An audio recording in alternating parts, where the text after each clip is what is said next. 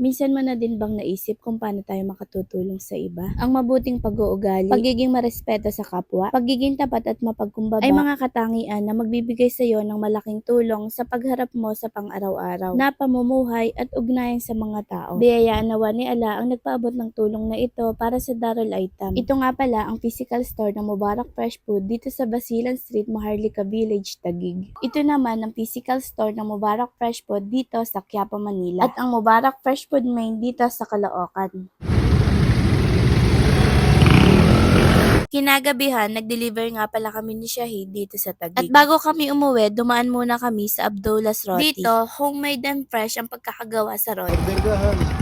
Located sila sa Block 180, Lot 01, Marawi Avenue, Maharlika Village, Taguig City. Super sarap, kaya try mo na rin. At syempre, ang mga sangkap ay nakakasigurado tayong halal. Syukran po sis sa patay kom para kay mami. Gabi na kami nakauwi ng bahay.